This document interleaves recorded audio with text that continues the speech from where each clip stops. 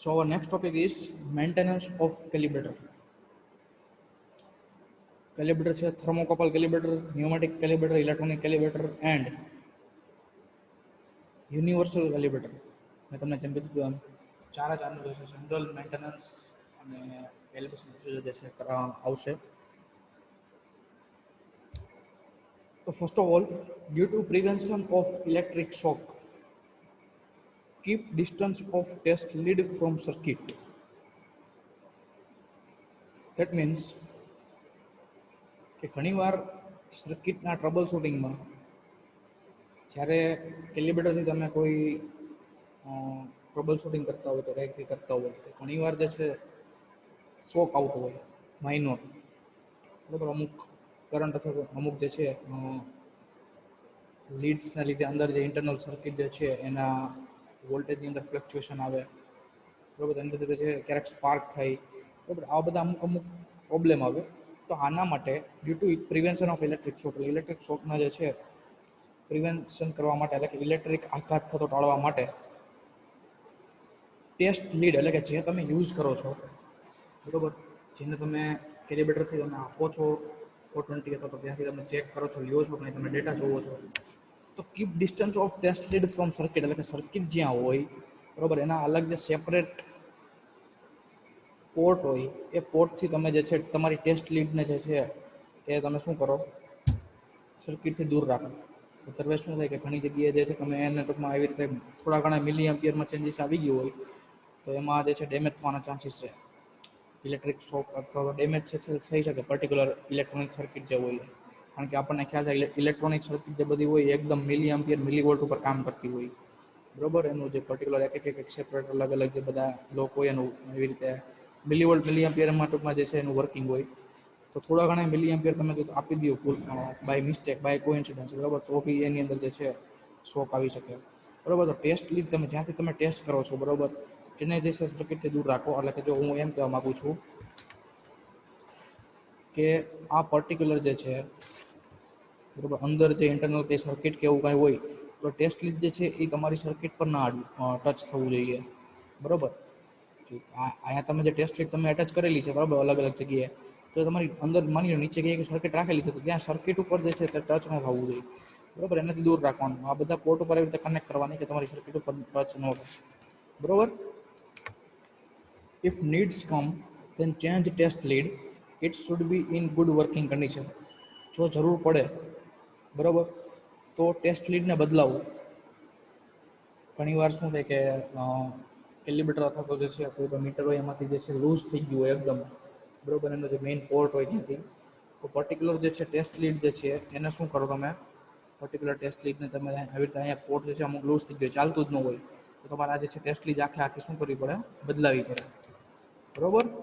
એ જે છે એકદમ સારી કાર્યસ્થિતિમાં હોવું જોઈએ. After that check battery voltage and if it's showing less power then replace with new. એટલે કે કહેવા એમ માગે છે કે ફોર એક્ઝામ્પલ આની અંદર બેટરી છે, બરાબર, અને ફ્યુઝ બી હોય હો આની અંદર, અને આની અંદર બી બેટરી હોય, ફ્યુઝ હોય, બરાબર, આની અંદર બી પાછળ મેં તમે કીધું કે બેટરી હોય, બેટરી તમારે ચાર્જ સપ્લાય દેવો પડે, તો બેટરીના સપ્લાય ચેક કરો, જેટલા વોલ્ટની અંદર બેટરી છે એ પ્રમાણે એને પાવર મળે છે કે નહીં, એ પ્રમાણે જે છે તે વર્ક કરે છે કે નહીં, ગુડ વર્કિંગ કન્ડિશનમાં છે કે નહીં, તો એ બેટરી ચેક કરો અને જો ઓછો પાવર બતાવે તો તેને શું કરો, નવી બેટરી સાથે બદલાવો, રિપ્લેસ કરો, બરોબર. After that instrument which calibration tax place એટલે કે જે ઇન્સ્ટ્રુમેન્ટનું કેલિબ્રેશન થવાનું છે, બરોબર, એટલે કે જે ઇન્સ્ટ્રુમેન્ટ કેલિબ્રેટ કરવાનું હોય તેના જીરો એન્ડ સ્પાન એટલે કે જીરો અને સ્પાન એની એ વેલ્યુની ચકાસણી કરો, બરોબર. એટલે કે તમે જે ઇન્સ્ટ્રુમેન્ટને કેલિબ્રેટ કરવા માંગો છો તો એનું ફર્સ્ટ ઓફ ઓલ તમે જીરો અને સ્પાન ચેક કરો એ પ્રોપર છે કે નહીં, બરોબર, પછી કેલિબ્રેશન કરો. After that check sealing of connector set, કનેક્ટરના સેટનું સીલિંગ ચેક કરો, બરાબર. ખાસ કરીને સીલિંગ એટલે કે શું કે ફિટિંગ એક પ્રકારનું, બીજું કંઈ નહીં. અહીંથી તમે કનેક્ટર આવી રીતે ફિટ કરેલા છે, બરાબર, કનેક્ટર અહીંથી જે છે બહાર રીતે એનું તમે જે છે સીલિંગ એટલે કે ફિટિંગ ચેક કરો એ પ્રોપર જે છે સીલ થયેલા હોવા જોઈએ. પ્લસ તમે અહીંયા બી સામે તમે જ્યાંથી તમે જે છે ટેસ્ટ લીડ કનેક્ટ કરેલા છે એનું બી તમે જે છે એનું સીલિંગ ચેક કરો. સીલિંગ ઇન ધ સેન્સ કે એકદમ જે છે પ્રોપર કોન્ટેક્ટમાં હોવા જોઈએ, બરોબર, જ્યારે તમે કેલિબ્રેશન કરવાના હોય એ ટાઈમે. પછી એના પછી શું છે તો કે ફ્યુઝ જો ડેમેજ થઈ ગયું હોય ઇન્ટરનલ, બરોબર, કોઈ બી કેલિબ્રેટરની અંદર અંદર કેલિબ્રેટર હોય ને એની અંદર અલગ અલગ મોટી સર્કિટ હોય,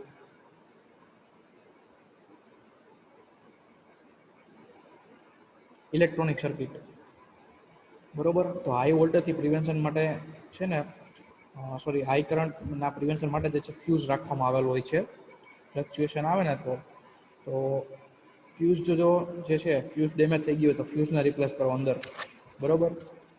જે ગ્લાસ ફ્યુઝ આપણે વાત કરી હતી લાસ્ટ સેમેસ્ટરમાં, એક ગ્લાસ ફ્યુઝ જનરલી, એને રિપ્લેસ કરો. કેટલા એમ્પિયરનો, મિલી એમ્પિયરનો, કેટલા એમ્પિયરનો છે ફ્યુઝ એના ઉપર અગેન ડિપેન્ડ કરે કે કયો ફ્યુઝ રિપ્લેસ કરવો છે. જે ટૂંકમાં હોય જો ડેમેજ થઈ ગયો તો રિપ્લેસ કરો. Those instruments require earthing before calibration check. Earthing it should be proper, એટલે કે જે અમુક ઇન્સ્ટ્રુમેન્ટ જે છે એની અંદર પ્રોપર અર્થિંગ જે છે એનું ઘણીવાર કેલિબ્રેશન કેવું હોય, એનું અર્થિંગ જે છે એમાં બહુ ઇમ્પોર્ટન્ટ રોલ એમાં પ્લે કરે કે અર્થિંગ પ્રોપર દીધેલું હોવું જોઈએ, બરોબર. જે ઇન્સ્ટ્રુમેન્ટમાં અર્થિંગનું રિક્વાયરમેન્ટ હોય, બરોબર, તો ત્યાં જે છે કેલિબ્રેશન કરતાં પહેલાં ચેક કરો કે અર્થિંગ પ્રોપર છે કે નહીં. પછી જ તમે એ કોઈ પણ કાર્ડનું કે કોઈ પણ સર્કિટનું કાર્ડ, એટલે કે એક ટાઈપનું જે છે મોટું જે ઇલેક્ટ્રોનિક કોમ્પોનન્ટને કમ્બાઈન કરીને જે સર્કિટ બનાવેલી હોય અને એ મોટું ટૂંકમાં એનું જે છે એમસીબી હોય કે લાર્જ સાઇઝની હોય તો એને પર્ટિક્યુલર કાર્ડ કહેવાય, ઇલેક્ટ્રોનિક કાર્ડ, બરોબર. તો એ પર્ટિક્યુલર કાર્ડનું અથવા તો કોઈ પણ સર્કિટનું એ કોઈ પણ કેલિબ્રેશન કરવાનું હોય, બરોબર, એની પહેલાં અર્થિંગ ચેક કરી લો જ્યાં એવી રિક્વાયરમેન્ટ હોય. કારણ કે એવું કોઈ પણ પર્ટિક્યુલર ઇન્સ્ટ્રુમેન્ટ જે છે, બરોબર, એ પ્રોપર અર્થિંગ ઉપર ચાલતું હોય, બરોબર. મીન્સ કે ટૂંકમાં અર્થિંગ ઉપર ચાલતું હોય ઇન ધ સેન્સ કે અર્થિંગ એની અંદર જે છે ઇમ્પોર્ટન્ટ રોલ પ્લે કરે. અર્થિંગ પ્રોપર ના મળતું હોય તો એના ડેટા ફ્લક્ચ્યુએટ થવા માંડે. તો ત્યાં પહેલાં અર્થિંગ ચેક કરો, અર્થિંગ પ્રોપર છે કે નહીં, પછી કેલિબ્રેશન કરવાનું ચાલુ કરો. તે જે છે પ્રોપર હોવું જોઈએ. તો this is all about maintenance of calibrator. અહીં સુધીમાં કોઈને કંઈ ડાઉટ હોય તો ડાઉટ પૂછો, અધરવાઇઝ સમજાઈ ગયું હોય તો યસ ઓર ઓકે ટાઈપ કરો. કોઈ બી પોઈન્ટમાં ડાઉટ હોય તો ડાઉટ પૂછો. ઓકે, ચલો. તો મેન્ટેનન્સ ઓફ કેલિબ્રેટર, કેલિબ્રેટરની અંદર બધા આવી જાય, ન્યુમેટિક, ઇલેક્ટ્રોનિક, થર્મોકપલ, યુનિવર્સલ, બરોબર, બધી વસ્તુ ઓલમોસ્ટ. ઇવન જે છે આ ડિજિટલ મલ્ટીમીટર જે છે ને ટોપિક આપણે વિથ ટ્રુ આરએમએસ એ બી આની અંદર આવી જશે, બરોબર. તો એ બધાનું મેન્ટેનન્સ કેવી રીતે કરવું, જાળવવાના કંઈ, તો કે ઇલેક્ટ્રિક આઘાત થતો ટાળવા માટે, એટલે કે due to prevention of electric shock. Generally એવું હોય કે કોઈ પણ કાર્ડ કે એવું હોય ને પર્ટિક્યુલર ઇલેક્ટ્રોનિક સર્કિટનું, બરોબર, આવી રીતે આની અંદર ઇલેક્ટ્રોનિક સર્કિટ હોય આખી, બરોબર. તો એની અંદર જે છે ને આ તમે લીડ યુઝ કરો ને જે બધી આ, બરોબર, એ લીડ જો બાય મિસ્ટેક જે છે કે બીજી સર્કિટમાં ટચ થઈ જાય ને તો બી જે છે એનું સર્કિટની અંદર ડેમેજ થવાના ચાન્સીસ છે, બરોબર. એકદમ કેરફુલી તમારે લીડને જે છે યુઝ કરવાની છે. તો અંદરની સર્કિટને ડેમેજ ન થાય તે માટે તમે ટેસ્ટ લીડ જે છે આ બંને જે રહી ને ટેસ્ટ લીડ કહેવાય, જો આ બંને તમને દેખાય છે ને અહીંયા, બરોબર, એ ટેસ્ટ લીડને મેઇન સર્કિટથી દૂર રાખવાની બને ત્યાં સુધી. કારણ કે મેઇન સર્કિટ જે છે આખી ઇલેક્ટ્રોનિક બેઝ હોય, એની અંદર ટ્રાન્ઝિસ્ટર હોય, ડાયોડ હોય, રજિસ્ટર હોય, કેપેસિટર હોય, થોડા ઘણા મિલી એમ્પિયર, મિલી વોલ્ટના ચેન્જીસ આવી જાય, ફ્લક્ચ્યુએટ થઈ જાય અને તમે ટચ કરી દો તો બી જે છે એની અંદર આઈસી કે એવું હોય ડેમેજ થઈ શકે છે. તો મેઇન જે આ તમારી ટેસ્ટ લીડ જે છે તમે કનેક્ટ કરવાના છો એના કેલિબ્રેશન માટે, તો એને મેઇન સર્કિટ જે છે તો એને એનાથી જે છે તે શું કરો, દૂર રાખો. એટલે કે keep distance of test lead from circuit due to prevention of electric shock. After that if needs come then change test lead. જો જરૂર પડે તો ટેસ્ટ લીડને બદલાવો. કારણ કે ઘણીવાર એવું થઈ ગયું હોય કે આ પોર્ટ રહ્યા ને જે, બરોબર, એ લૂઝ થઈ ગયા હોય, તમે કનેક્ટ કરો ને પણ ઇન્ટરનલ કોન્ટેક્ટ ના થતો હોય, અહીંયા અંદર તો કનેક્ટ થઈ જતું હોય પણ ઇન્ટરનલ કોન્ટેક્ટ જે છે ને આની અંદર એ ન થતો હોય. તો જરૂર પડે તો ટેસ્ટ લીડને બદલાવો. ટેસ્ટ લીડ જે છે તે સારી કાર્યસ્થિતિમાં હોવું જોઈએ, એટલે કે ગુડ વર્કિંગ કન્ડિશનમાં હોવું જોઈએ. After that check battery voltage, if it swing less power then replace with new. એટલે કે બેટરી આની અંદર જે રહેલી હોય, બરોબર, અમુક સપ્લાય કોન્સ્ટન્ટ આપવા માટે બેટરી બી રાખવામાં આવેલી છે, આની અંદર બી એવી હોય, આની અંદર બી એવી હોય. તો બેટરી જે છે એના વોલ્ટેજ ચેક કરો એ પ્રોપર મળે છે કે નહીં, અને જો એની અંદર વોલ્ટેજ જે છે બરોબર. એ લેસ પાવર બતાવતો હોય, પાવર ઓછો આવતો હોય, એટલે બેટરી જે છે ડિસ્ચાર્જ થઈ ગયું હોય, બરોબર. તો કાં એને ચાર્જ કરવા આવી રીતે સપ્લાયનું આવી રીતે પ્લગ ટૂંકમાં જે છે કનેક્શન હોય ત્યાંથી.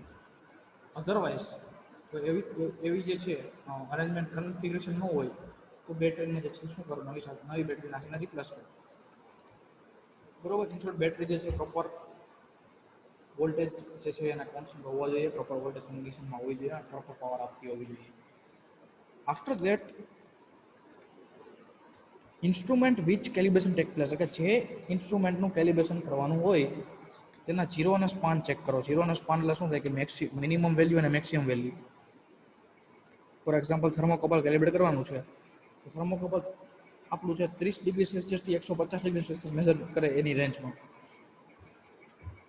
તો એના જે છે 30 ડિગ્રી સેલ્સિયસ અને 150 ડિગ્રી સેલ્સિયસ ઉપર જે છે 420 મિલી આપીને ચેક કરો જીરોના સ્પાન બરોબર છે કે નહીં.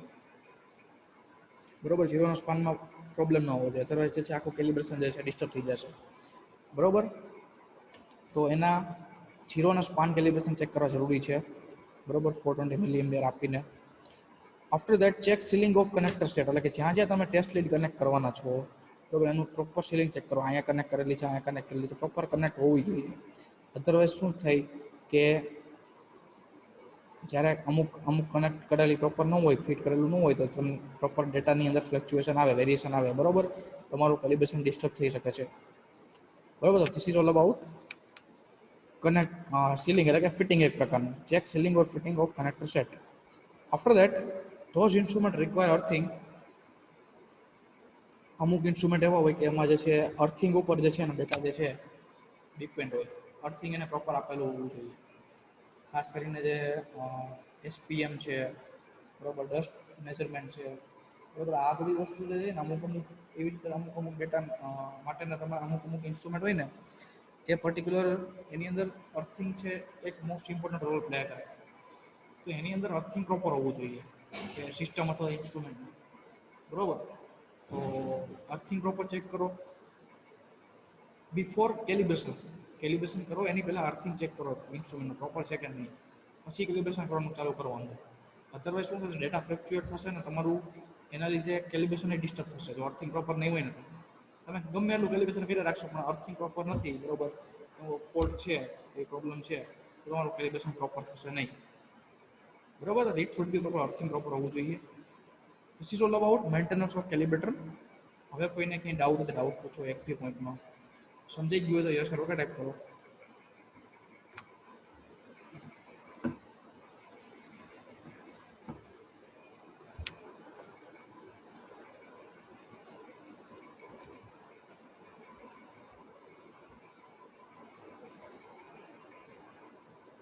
Okay, what about others?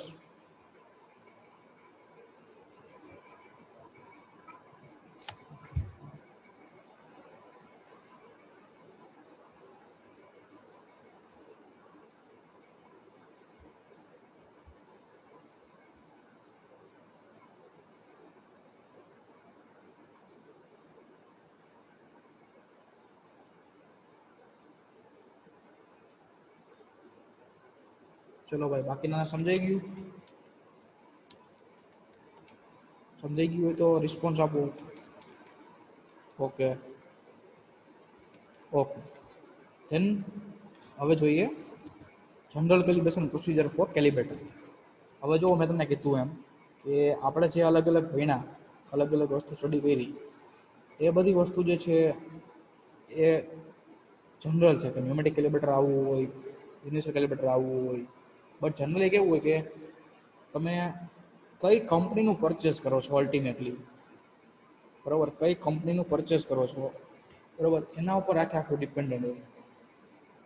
A company particular એ કંપનીની એ મેન્યુફેક્ચરિંગ કંપનીનું કેલિબ્રેશન પ્રોસિજર આખી અલગ હોય.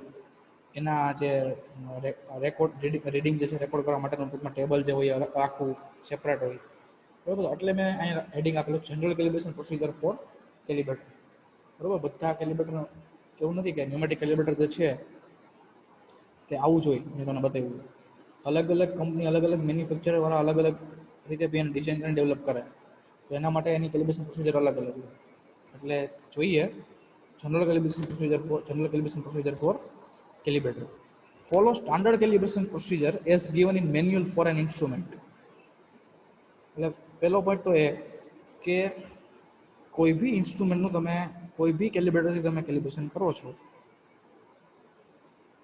તો બંનેના સ્ટાન્ડર્ડ કેલિબ્રેશન પ્રોસિજર જે છે એ ફોલો કરો, જે મેન્યુઅલમાં એ પર્ટિક્યુલર ઇન્સ્ટ્રુમેન્ટ માટે આપેલી છે. એટલે કે તમે યુનિવર્સલ કેલિબ્રેટર યુઝ કરો છો તો એ, અને એની સામે તમે જે છે ફ્લો મીટર છે અથવા તો કોઈ બી બીજું કોઈ ઇન્સ્ટ્રુમેન્ટ છે, તો બંનેની સ્ટાન્ડર્ડ કેલિબ્રેશન પ્રોસિજર જે છે, સ્ટાન્ડર્ડ જે રેફરન્સ જે છે, બરોબર, એને તમે ફોલો કરો, જે મેન્યુઅલમાં આપેલી હોય તો એમાં, અથવા તો બે ડેટા બીજું કોઈ પણ ડોક્યુમેન્ટમાં આપેલી હોય તેમાં, બરોબર, એના એકોર્ડિંગ જે છે એનું કેલિબ્રેશન કરવાનું. For pneumatic, electronic, universal and thermocouple calibrator, record and keep all data regarding each, like where use, when use, etc.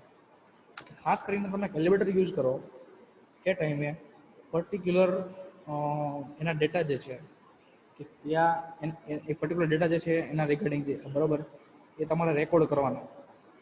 A particular કેલિબ્રેટર જે છે એ ક્યારે યુઝ થયું, કયા ઇન્સ્ટ્રુમેન્ટ માટે યુઝ થયું, અને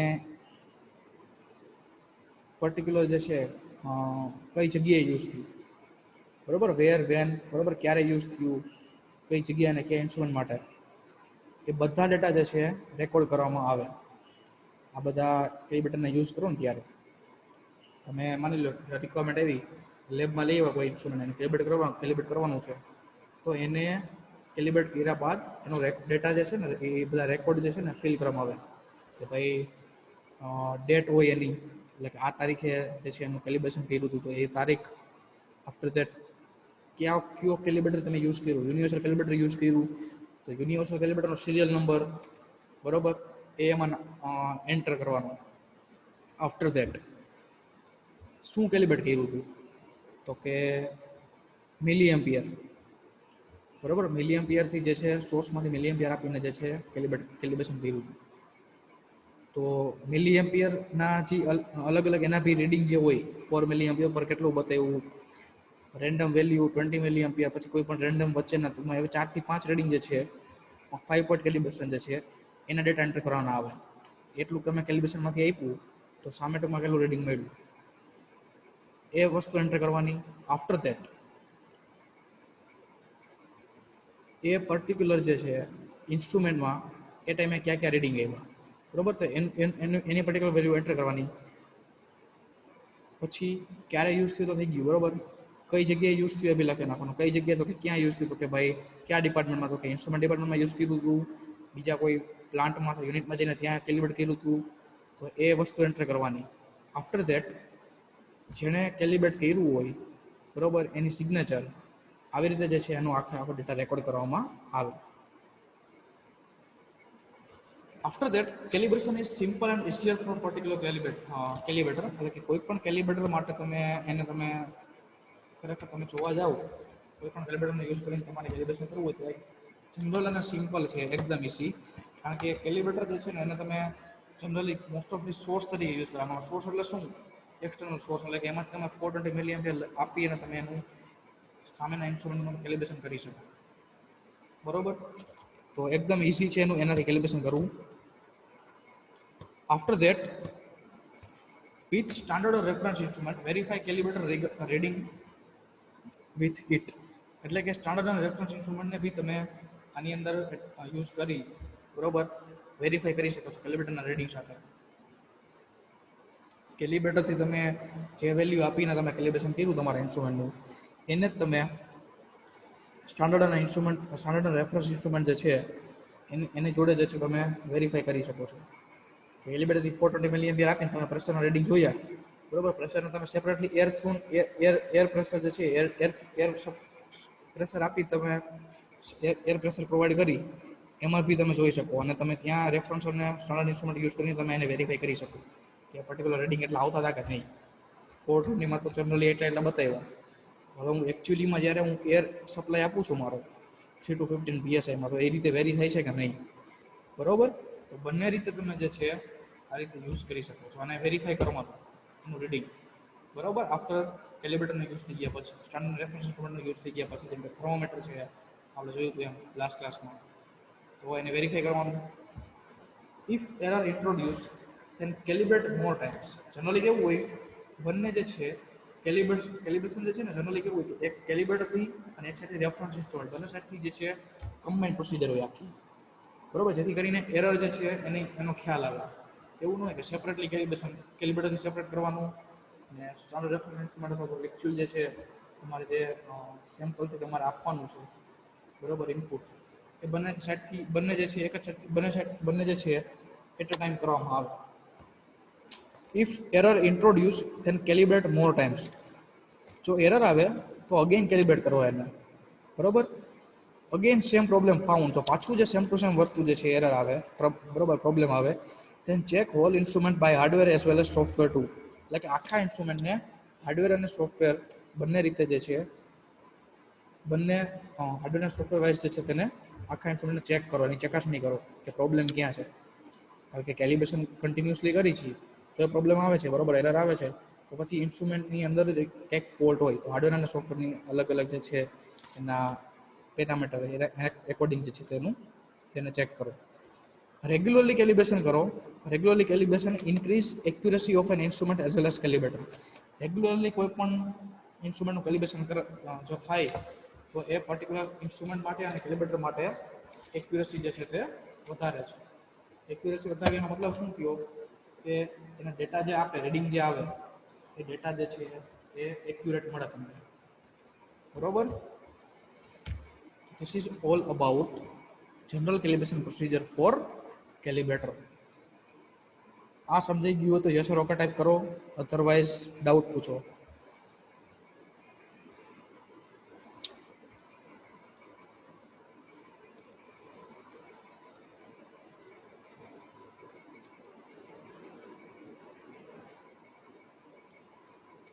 Okay, so today we covered maintenance and general calibration procedure for calibrator.